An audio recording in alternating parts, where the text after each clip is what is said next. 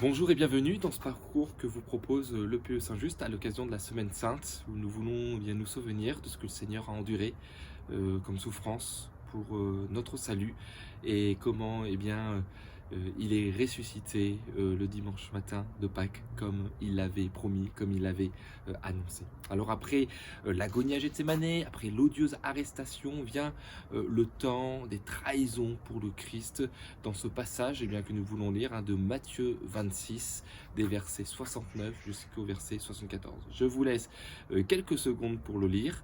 Vous pouvez vous mettre la vidéo en pause et puis on reprend tout de suite le commentaire. Versets 33 à 35, toujours de ce même chapitre 26 de l'évangile de Matthieu.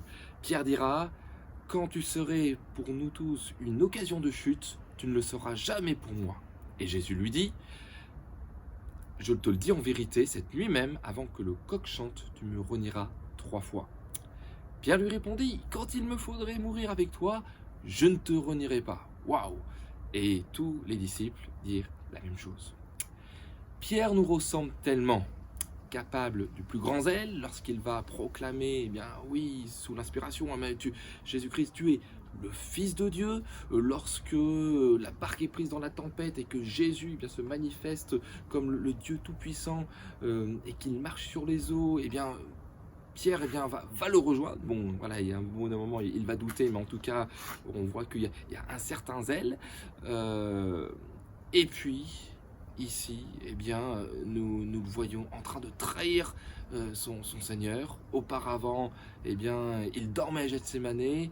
Encore durant l'arrestation, il va fuir comme tous les autres disciples. Et là, ici, à 3 reprises, renié en disant ne pas connaître Jésus-Christ, celui qu'il a appelé le Fils du Dieu vivant. Verset 70. Une servante le reconnaît. Et il va se défiler avec un faux fuyant digne des scénarios de magouilles politiques que l'on peut entendre tous les 5-10 ans. Verset 72, il va continuer à mentir d'une manière effrontée. « Je ne connais pas cet homme. » Comment toi, Pierre, ça fait 3 ans que tu es avec lui, tu dis que tu ne le connais pas. Et verset 74, Pierre est galiléen. Et en tant que galiléen, il a un accent qui, dans la capitale Jérusalem, se fait entendre. Vous savez, c'est comme si, nous, les Marseillais au peu cher, on allait à la capitale à Paris et que on parlait un peu comme ça. Et bien sûr, les Parisiens, ils vont dire: « Waouh, toi, t'es un gars du Sud, t'es un Marseillais. » Donc Pierre, il s'est fait reconnaître comme cela. Ton langage te fait reconnaître, va dire quelqu'un. Verset 74. Et donc, il va utiliser des imprécations, mentir également pour sortir de ce moment difficile pour lui. Et imprécation, quand vous regardez dans le dictionnaire Larousse, cela signifie malédiction proférée contre quelqu'un, parole ou souhait de malheur. Pierre, tu souhaites du malheur contre Jésus? Tu profères des malédictions contre Jésus? Et à ce moment-là du récit, le coq chante. L'épouvante saisit Pierre, il part subitement, il pleure amèrement, et pour paraphraser probablement ce qu'il y a dans son cœur, mais de se dire: mais comment ai-je pu tomber aussi bas?